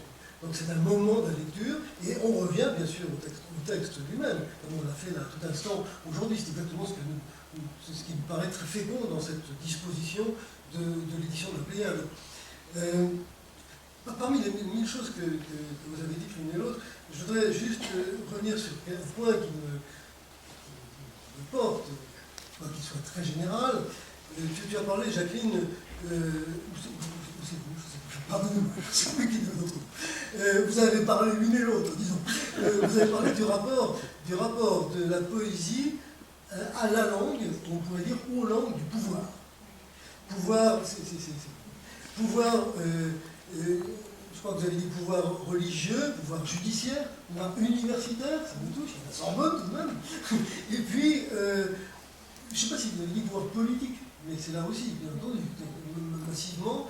Donc, cette question, cet enjeu du rapport de la... non pas simplement du point de vue du contenu, bien sûr du contenu, mais aussi du point de vue de la langue elle-même, de la façon de dire, de la façon de parler, de la façon d'exprimer au pouvoir, ça me paraît une histoire fantastiquement féconde à travers la poésie, depuis en effet des gens comme Villon. Un des intérêts probablement d'Elstam pour Villon, c'est aussi cela, car il joue cela aussi, lui, dans sa poésie. Donc je crois qu'elle a une question, je vais vous dire, pour ne pas aller loin dans l'anachronisme, et qui ne peut pas figurer dans...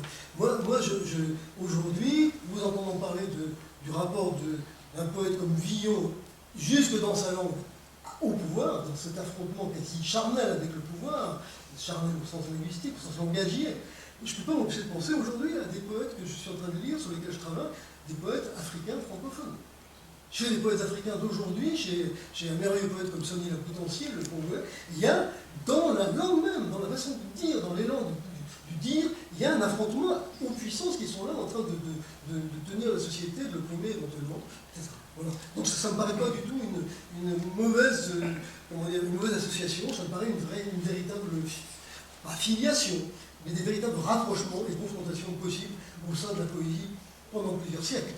Je pourrais citer la balade au clair du guichet. Donc, Villon est en prison et il fait appel. Et alors que tout le monde lui dit non, ça n'a pas marché, il fait appel et il triomphe. Et il y a dans cette balade cette sorte de joie d'avoir vaincu le pouvoir par une sorte d'application de ce qui était ses droits, de faire une balade de l'appel. Et c'est une balade extraordinaire où on l'a vu avec la balade en jargon jonchant, en joncherie, se moquer un peu du langage de la rhétorique, en tout cas de savoir l'utiliser, de pouvoir le prendre et le retourner.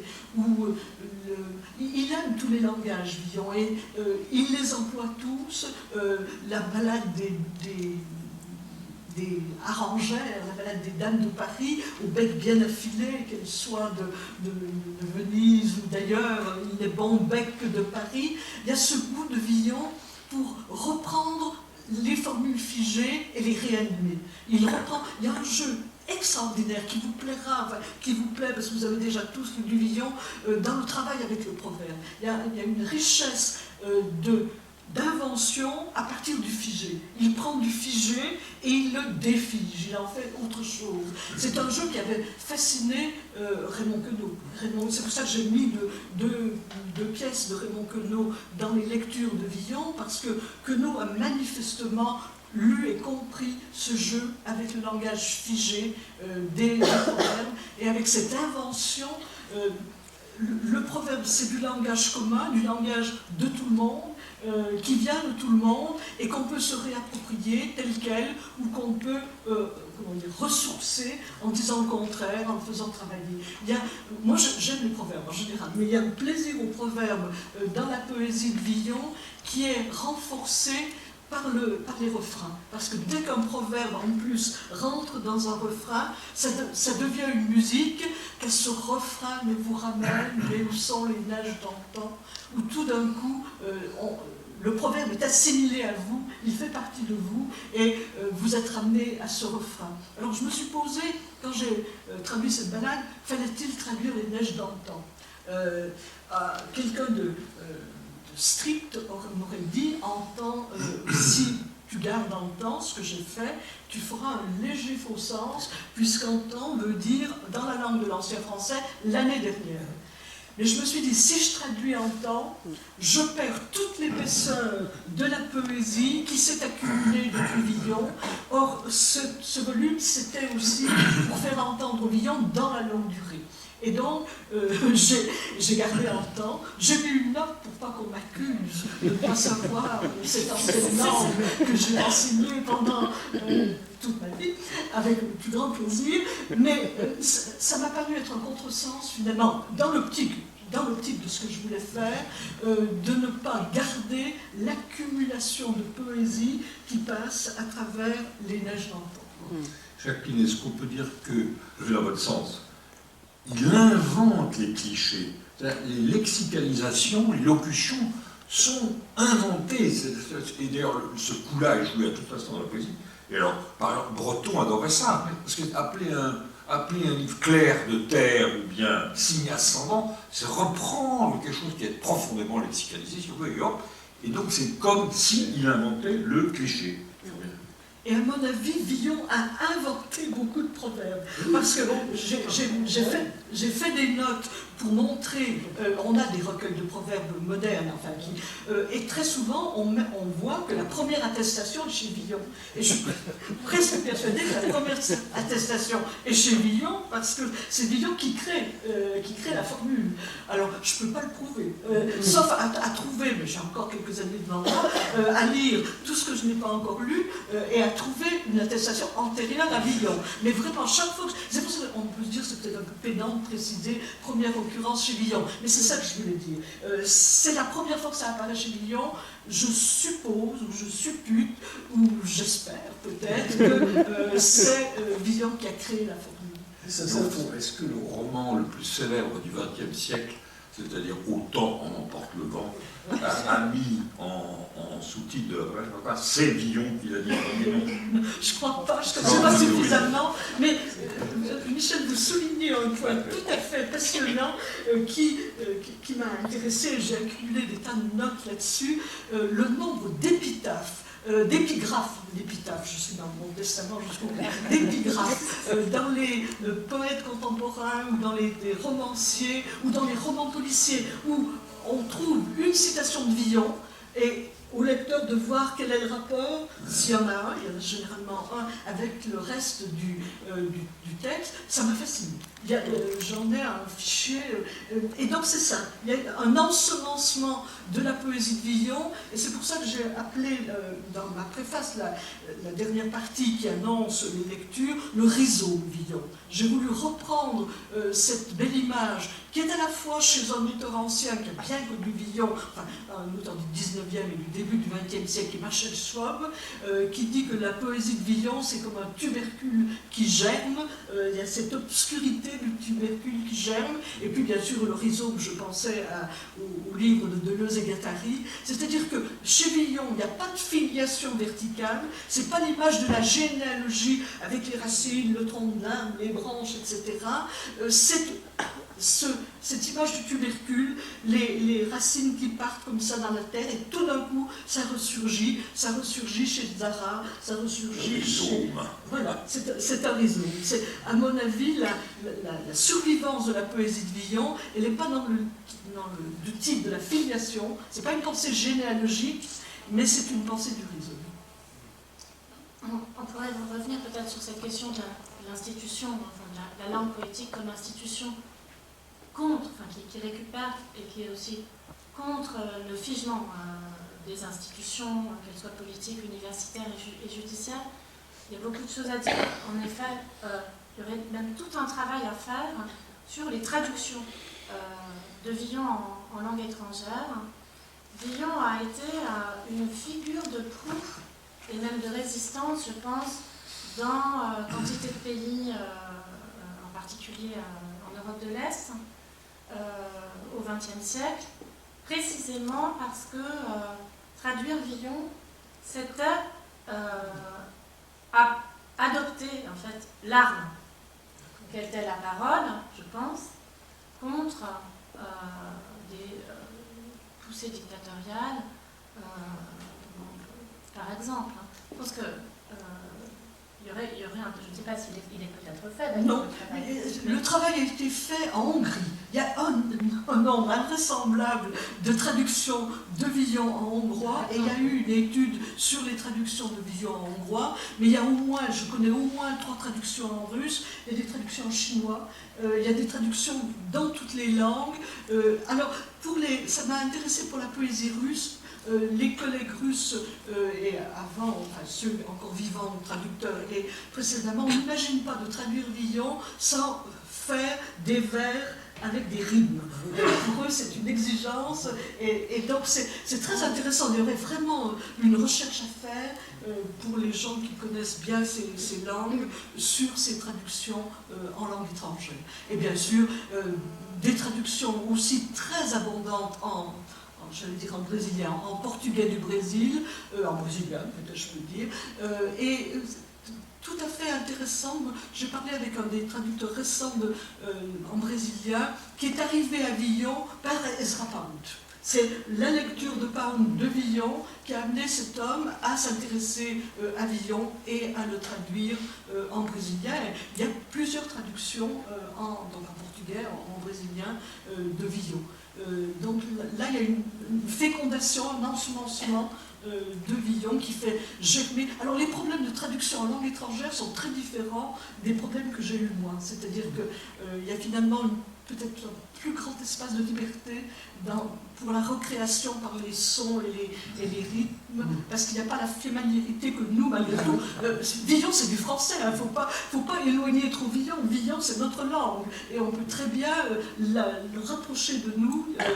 Et je crois que ça influe sur le type de traduction, ou plutôt d'aide que l'on peut faire. Alors que dans une langue étrangère, on peut vraiment avoir une recréation. Et c'est ce que font les grands traducteurs, les grands poètes qui se sont intéressés à Villon. Tu as mentionné la Chine à un moment. J'ai besoin, c'est tout à fait anecdotique ce que je vais dire, pardonnez-moi, mais j'ai besoin que vous me rassuriez l'une et l'autre. Est-ce que Villon a bien été en prison à Main-sur-Loire? Ah, absolument. Oui, parce que j'ai emmené un grand poète chinois d'aujourd'hui que nous publions dans le dernier numéro de la rue. J'ai fait de la publicité pour cette rue. Il y a un magnifique long poème de Yu Jian, poète chinois qui doit avoir une soixantaine aujourd'hui. C'est un des très grands poètes chinois d'aujourd'hui. Il est venu à Orléans, je l'ai emmené à main. Et alors, je me disais peut-être que j'ai fait comme, tu sais, dans Zazie, dans le métro, où on fait visiter Paris, on dit n'importe quoi. Je dis là, il y a eu Villon, etc. Villon le dit, la dure prison de mort, c'est un vers du Testament. Là où tu aurais pu modérer, c'est qu'on n'a aucun document d'archive sur la prison de mort. Mais Villon dit qu'il y a été à cause de Thibaut d'Aussigny, l'évêque qui déclenche les colères de Villon dans le Testament, les ruptures de construction dans le Testament. Merci. Est-ce que, oui, je pense que, mais je vois, moi ici, est-ce qu'il y a un micro qui se trouve? On n'a pas de micro baladeur. Ah si, sûrement. On a peut-être des auditeurs baladeurs. Oh. Autrefois, il y avait un micro baladeur. Est-ce que vous souhaitez intervenir? Une question sur quelque chose qui m'a frappé chez Villon, c'est ça, je ne sais pas si on peut dire sa foi ou sa religiosité. Est-ce que c'est dans le contexte de l'époque, c'est quelque chose qui était naturel ou autre, parce qu'on dit que c'est un rebelle, mais est-ce qu'il était nécessairement peut-être le bon larron? Est-ce que moi ça me frappe un peu par rapport à d'autres poètes du Moyen-Âge ou anciens, est-ce qu'il a cette prégnance là de sa... Vous retraduire la question. La religiosité de Villon. La religiosité. Enfin, je ne sais pas s'il faut appeler religiosité ou foi. Oui. C'est un point naturel, qui aurait été naturel à l'époque. Est-ce que moi ça m'a toujours frappé? Villon fait beaucoup allusion aux hérésies, c'est-à-dire aux gens qui sont en marge de la religion officielle. Il fait allusion à l'hérégie hussite, il fait allusion à plusieurs reprises donc à ces mouvements des turlupins, donc des mouvements hérétiques que connaît le XVe siècle. Et il fait allusion, alors là de manière classique, à la réputation négative des moines de l'époque, c'est-à-dire les accusations de mener une vie dissolue, etc. Pour sa religiosité propre, la seule ballade, c'est celle que nous avons lue, où il met dans la bouche de sa mère une prière d'une extrême simplicité, où elle ne sait pas lire, mais elle voit peint sur les murs de son église le paradis et l'enfer, avec cette dualité de sentiments forts mais simples. L'un lui fait peur, l'autre lui fait joie. Donc je ne suis pas frappée chez Villon par la religiosité de lui-même, si ce n'est, je suis plus frappée, on revient au langage, aux questions du langage par rapport au pouvoir, à cette sensibilité aux gens qui sont en marge. Enfin, Villon, malgré tout, est un marginal. Il s'est volontairement mis en marge, et il est sensible à dans ces mouvements de l'Église, à ceux qui se sont mis en marge, et qui, par exemple, il fait allusion aux hérétiques qu'on brûle à Arras. Il y a une célèbre, c'est très très bien raconté dans les chroniques de l'époque, et Villon en fait mention. Donc il y a une sensibilité à ce que le pouvoir de l'Église peut induire de plus lourd, de plus désagréable, et en regard de cela, il montre la foi naïve de sa mère, et sans doute la sienne propre. Il n'est pas de ce point de vue-là lui-même, il n'y a pas de diatribe contre Dieu, c'est pas ça. Et en fait, ce qui l'intéresse dans la ballade à sa mère, ça s'entendait peut-être, il se voit en figure du fils de la Vierge Marie. Alors, j'ose pas dire qu'il se voit en figure du Christ, mais je pourrais presque aller jusque-là avec les balades des pendus, avec le fait que, si vous voyez les illustrations, elles sont reproduites dans le volume, l'édition Levet, on a la célèbre gravure avec les trois pendus. Les trois pendus, c'est le Golgotha, c'est le Christ et les deux larrons, parce qu'on a à l'époque des tableaux qui montrent que deux pendus. C'était pas obligatoire qu'il y ait trois pendus. Donc, il me semble que les lecteurs de l'époque ont sans doute été sensibles dans la figure du Villon futur pendu, ou appelé à être pendu, une figure où Villon peut s'identifier au Christ par le biais de sa mère. C'est pas directement le rapport avec Dieu le Père, mais c'est le rapport à Dieu par une figure maternelle comme celle de sa mère.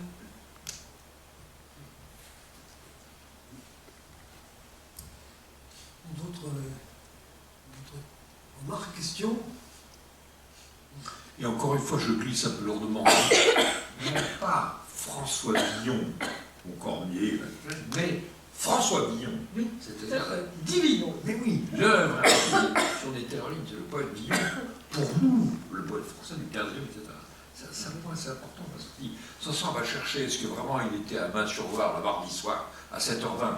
Mais ça Tout de même, je ne vais pas faire le faussaire non plus.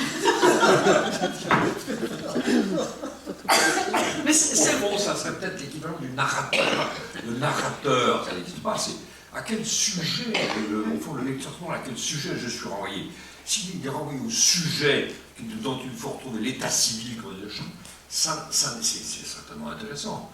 Mais ça n'a pas d'importance. Ce qu'il faut, c'est de renvoyer au narrateur, à celui qui dit je, qui n'est pas monsieur ou madame. François Villon, mais son hétéronyme. Exactement. Et quand il parle lui-même, c'est je François Villon. C'est oui. toujours avec ce nom de plume, en quelque sorte. Il faut y faire croire. Il faut y faire croire. François, comme français, et d'autre part, Villon, vous parliez aussi de Villoni, le rapport avec la Villonie.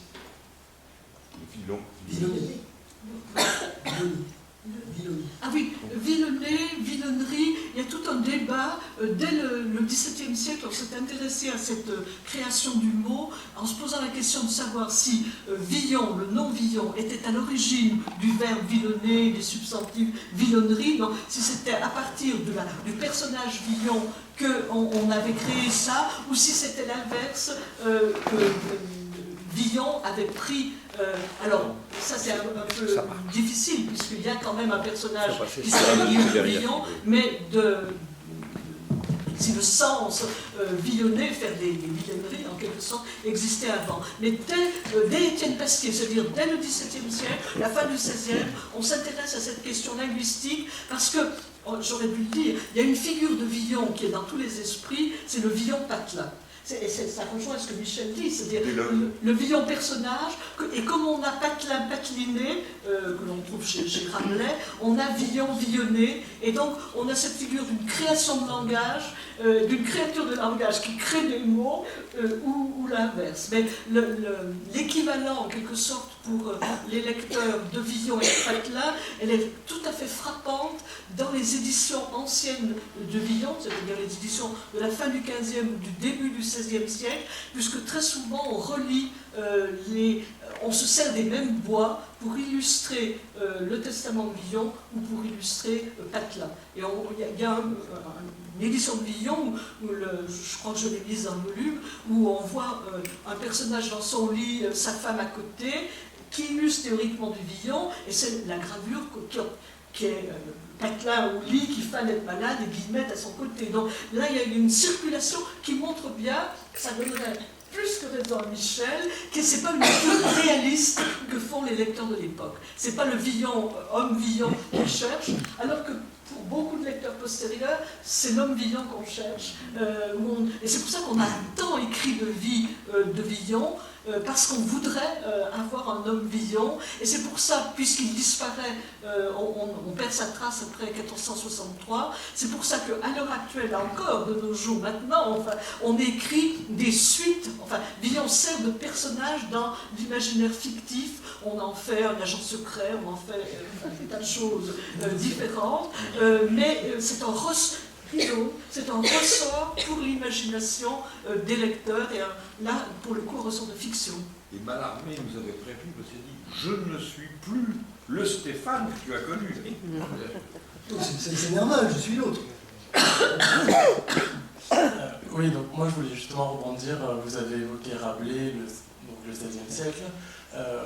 Quelle importance a eu Villon? Enfin, moi je travaille sur le XVIe siècle et j'ai l'impression, quand vous parlez justement d'hermaphrodisme lyrique, qu'il y a quelque chose de Villon qui perdure justement dans le XVIe siècle et peut-être dans la première moitié du XVIe siècle, alors que précisément le XVIe a voulu, avec la Renaissance, d'une certaine manière, rompre avec une certaine poésie du Moyen-Âge et un certain Moyen-Âge. Alors voilà, la question c'est Villon lu au XVIe siècle, vous parlez de la réception de Villon, bon, moi c'est cette question que je voulais vous poser. Un fait frappant, c'est qu'on cesse de publier des œuvres de Villon à la fin du XVIe siècle, alors qu'on avait réédité pendant tout le XVIe siècle la très célèbre édition de Clément Marot, qui est une sorte de première édition critique de l'œuvre de Villon. Ça ne veut pas dire, et là je tiens cette précision, que Villon sort de l'horizon des lecteurs du XVIIe siècle. C'est souvent ce qu'on dit, il n'y a plus de Moyen-Âge au XVIIe siècle. C'est plus compliqué que ça, il n'y a plus d'édition de Villon, mais on continue à avoir à lire du Villon. La meilleure preuve, me semble-t-il, c'est Boileau. Boileau qui, dans son art poétique, consacre 4 vers, je veux bien, très énigmatiques. Villon sous le premier, la deuxième grossier, débrouiller l'art confus de nos vieux romanciers. Alors tout le monde dit, mais il n'avait pas lu de Villon, c'est son ami Patru qui lui a dit que c'était bien et il le dit. Malgré tout, il en parle. Et je crois qu'on fait un contresens quand on dit mais ça ne veut rien dire, Villon n'est pas un romancier. Mais c'est pas ce que veut dire Boileau. Il emploie le mot débrouiller l'art confus de nos vieux romanciers. Il emploie romancier au sens fort du mot roman, tel qu'on l'a en ancien français et au-delà, qui est écrit en langue romane. Donc il a su débrouiller l'art confus des gens qui écrivaient la langue de l'ancien français. Sans doute Boileau pense peut-être, alors peut-être par son ami Patru, mais au roman de la tradition arthurienne, avec des schémas très compliqués. Quand Villon reparaît, il reparaît sous forme d'édition nouvelle au XVIIIe siècle, et il reparaît avec des commentaires abondants, et avec vraiment des lectures abondantes au XIXe siècle. Et à mon avis, un des premiers redécouvreurs au XIXe, c'est Théophile Gautier. Théophile Gautier qui l'inclut dans ses grotesques. alors que tous les textes des grotesques de Gautier, ce sont les poètes les petits poètes, comme on disait, du XVIIe siècle, les baroques du XVIIe siècle, ils coiffent cette série d'études, d'une étude sur Villon. Je l'ai mise dans le volume. C'est une étude que j'aime beaucoup. Il y a beaucoup de contresens, parce que Gautier ne maîtrise pas la langue, mais c'est pas tellement ça qui est important. Il y a malgré tout un contact direct avec cette poésie de Villon. Et c'est-à-dire, pourquoi il y a des contresens, c'est que Gautier a cru au premier degré, il n'a pas vu les antiphrases. Et donc quand Villon parle des 3 petits enfants tout nus qu'il secoue, Gautier nous dit, parce qu'à l'époque on aime bien juger, trouver qu'un poète est bien moralement ou pas bien moralement, donc il nous dit, vous voyez comme Villon il a peut-être été mauvais garçon, mais il s'est occupé de 3 petits enfants tout nus. Les 3 petits enfants tout nus, c'est 3 usuriers. Donc c'est pas tout à fait ça. Mais malgré tout, il y a Gautier lui reproche de ne pas parler de la nature, mais malgré tout, il passe des choses de la poésie de Villon chez Gautier, et le texte des grotesques a quand même été, à mon avis, l'étincelle qui a rallumé la mèche Villon, qui a fait qu'on s'est remis à lire du Villon. Après, dans tout le XIXe siècle, et en particulier, alors là aussi c'est des lectures partielles, mais chez les poètes du Chat Noir, des gens comme Richepin et tas d'autres gens que je n'ai pas cités, lisent du Villon dans ce contexte plutôt satirique du Chat Noir, de la chanson du cabaret, disons. Non, c'est frappant ce que tu dis, ça caractérise ta manière de parler de cette suite, Villon, de ces lectures de Villon, c'est ta manière de les donner dans la Pléiade, des caractéristiques de ce que tu fais aujourd'hui, de ce que vous faites l'un et l'autre aujourd'hui, c'est-à-dire que votre savoir ne s'interpose pas du tout. Il y a des spécialistes, j'en ai souvent parlé avec des universitaires, qui ont tendance à interposer leur savoir. Vous ne pouvez pas comprendre, vous n'avez pas les références, vous n'avez pas les... Ça, ce que vous avez fait aujourd'hui en parlant comme vous faites, ce que tu fais dans ton édition, c'est vraiment au contraire de rendre possible la relation, de la nourrir, de la révéler aussi telle qu'elle a eu lieu historiquement. Donc je trouve que cette édition de la Pléiade est une édition profondément généreuse. Voilà. Ça c'est formidable pour le lecteur. Un beau compliment. Oui, pour moi c'est un beau compliment. Vraiment. Voilà. D'autres questions? Est-ce qu'on en reste là? Michel, dis-moi ça. S'il n'y a plus de questions, on s'arrête. Même si au fond, en écoutant Claude, et ça c'est souvent le dialogue entre les deux, il vient évidemment tout d'un petit PS. S'il n'y avait pas Jacqueline, Nathalie, c'est-à-dire les doctes qui font une édition Pléiade, ils ne pourraient pas se rapprocher, comme tu le dis. C'est donc, il n'y a pas autrement dit, les faux doctes, les emmerdeurs sont des empêcheurs, mais les vrais sont des rapprocheurs. C'est ce que je veux dire. Oui, d'accord. C'est l'institution universitaire qui permet. Bien sûr, c'est ce que je veux dire. Ah, d'accord. Là, n'essaie pas de tourner Non, mais d'accord. On est d'accord. Même malgré la rhétorique du débat, on est d'accord. Autrement dit, c'est toujours la médiation qui compte. Il ne faut pas avoir peur de ces textes. Non. C'est des textes, même si on ne comprend pas tout du premier coup, on comprend. Et c'est ça, moi, ça a été le principe de mon enseignement. C'est-à-dire que l'obscurité, c'est ce qui vous fait, il faut ralentir, il faut savoir ralentir. Alors que quand voilà, il faut ralentir au moment où on ne comprend pas, se reporter à la place de gauche, s'instruire, aller chercher, mais il ne faut pas s'arrêter. Bon, merci, Jacques.